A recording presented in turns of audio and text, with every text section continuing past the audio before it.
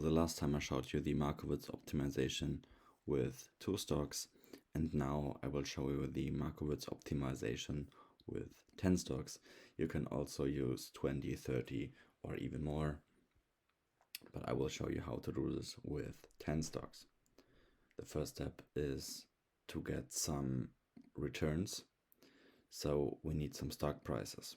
To get these stock prices, I will use the stock history function from Excel. You can also get data from DataStream, Yahoo Finance or Google Finance, but I will show you how to use the stock history function.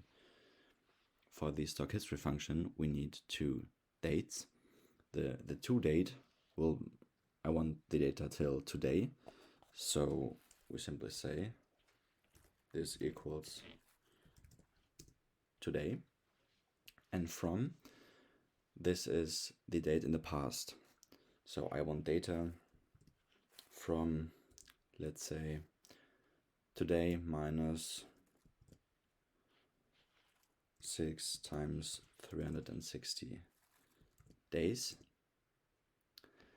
And now we can apply the stock history function. You also need these ticker symbols of the stocks. Maybe you have to Google for them if you don't know them.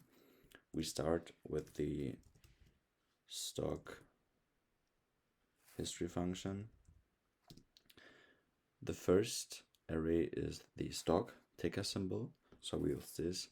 Then we have the starting date. This is the from date. Make sure to log the cell with F4. Then we need an end date. This should be today. Also log this cell. Then we need an interval. I want monthly data to calculate monthly stock returns. Then I want no header, and the last thing is I want the closing price. Then close the brackets and press enter, and then we have our data right here. Then you can copy this and paste this for the other stocks. Okay. And now with this data we can calculate our returns. You can see for the first row you can't compute the return. So we start with the formula for the returns. This is very easy. Just this price divided by this price right here above, and then minus 1.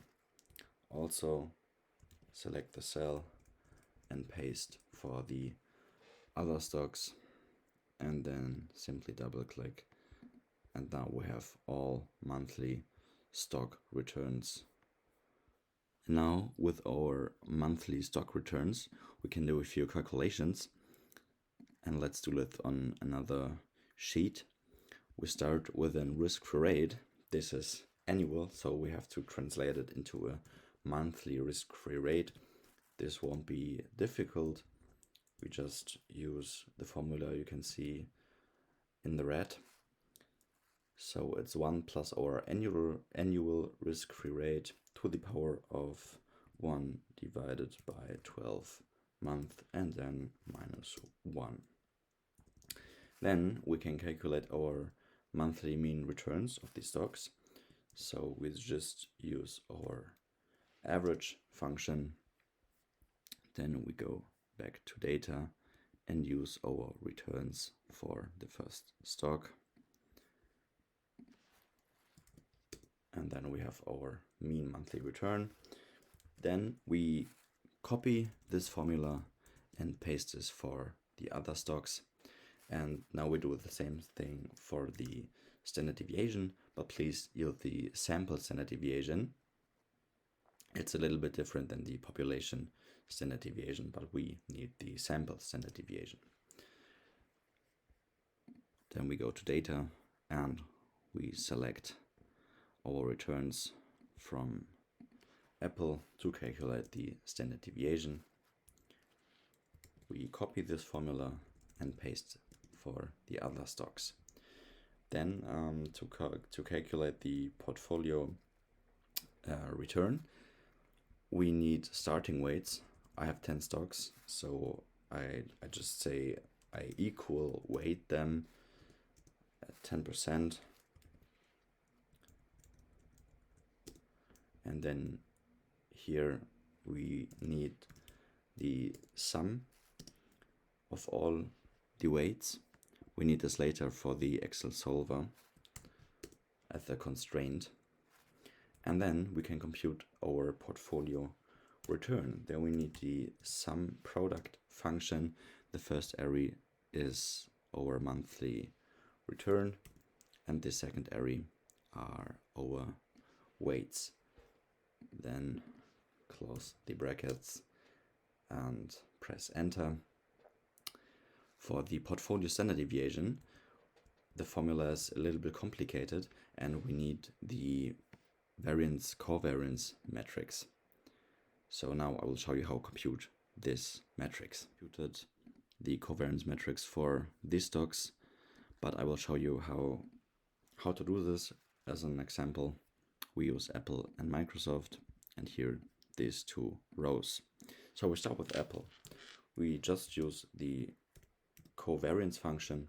Again, we use the sample covariance. The first array is the stock on the left, and the second array is the stock on the top. So here we start with data, and then we go to Apple. So here we have the covariance, and then we have to log the first array, and the second array is Apple. Don't log this one. Close the brackets and press enter. Then copy this formula and paste for the other ones. Okay, so here the first one, we have the covariance from Apple with Apple. This will be the variance. Here we have the covariance from Apple with Microsoft, and so on. I will give you another example.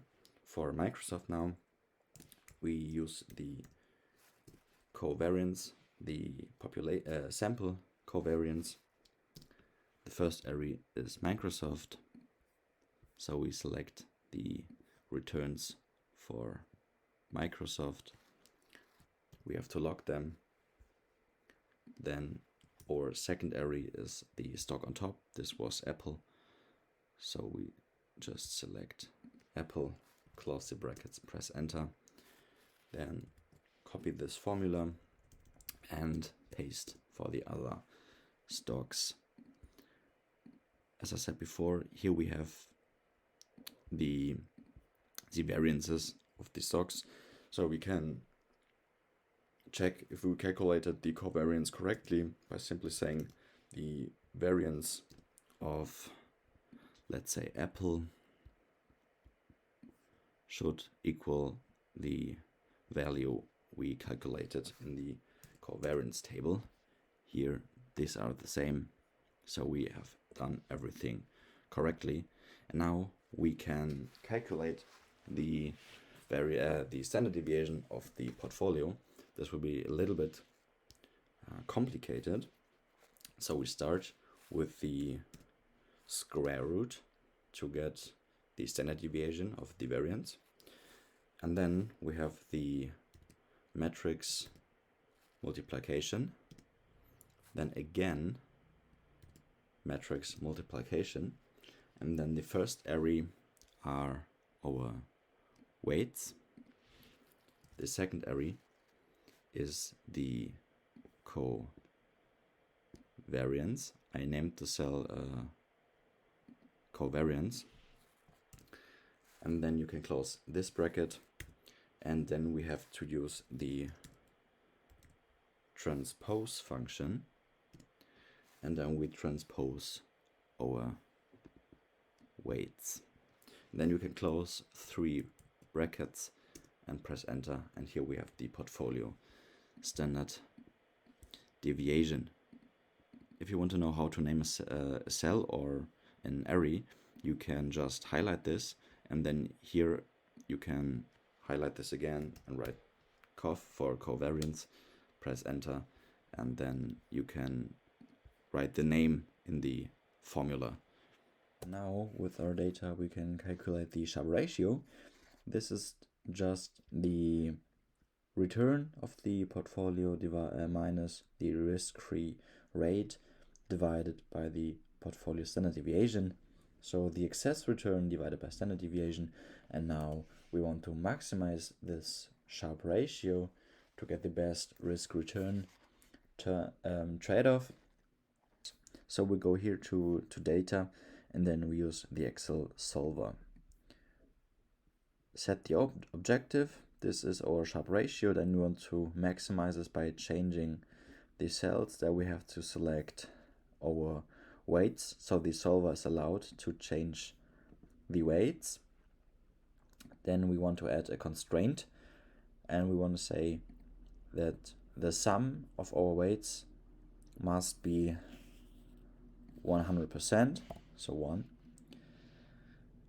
And if you check this, we have no negative values, but 0 is possible, so we have just no short selling. If you want to allow short selling, just put this away. But I want no short selling in this one, and now we can just solve. And Excel will give us the perfect weights. Now here we can see we have our Sharpe ratio can be 55% when we have a weight of 13% in Apple, 7% in Microsoft, 0 in Google, 0 in Amazon, and 60% in Nvidia. And now we can apply a utility function to calculate the optimal complete portfolio. Okay, now we got this utility function right here. So the utility is just the expected portfolio return minus 1/2 times A times the portfolio standard deviation squared, so the portfolio variance. A is the level of risk aversion. For a risk-averse investor, it normally ranges between 1 and 10. 0 would be risk neutral, and if A is smaller than 0, it would be a risk-prone or risk-seeking investor. So let's start. We use starting weights. Let's say 50% in the optimal risky portfolio and 50% in the risk-free rate. Here again, we say this is the sum. Here, why are there two? Okay. Then the return of the optimal risky portfolio is just here, this return. The standard deviation is this optimal standard deviation. The risk-free return is just the risk-free rate. The standard deviation of the risk-free rate is always 0 because it's risk-free. So now we can calculate the return of this portfolio. This is just our weight in the optimal risky portfolio times the return of the optimal risky portfolio plus the weight of the risk-free rate times the return of the risk-free weight. The standard deviation is also very easily to compute. It's just the weight in the optimal risky portfolio times the weight of the standard deviation of the optimal risky portfolio. Because here you see this is 0, we don't need the second part. So we have here 5.4%, and we can also calculate the Sharpe ratio, and you will notice that this Sharpe ratio will equal this Sharpe ratio. So again, we calculate the excess return, so our portfolio return minus the risk-free return at the excess return divided by our standard deviation. And you can see indeed they are the same. And now we can compute the utility. Here the expected portfolio return minus 1.5 times the level of risk aversion, I said here 5, times the variance of the portfolio, so just the standard deviation squared.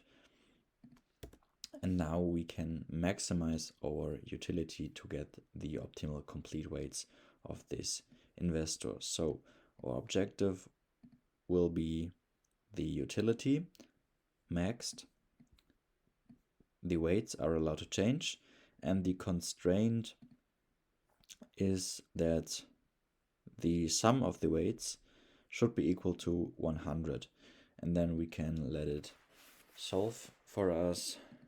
And here we can see the utility is maxed for an investment of 84% in the optimal risky portfolio and 15% in the risk-free rate.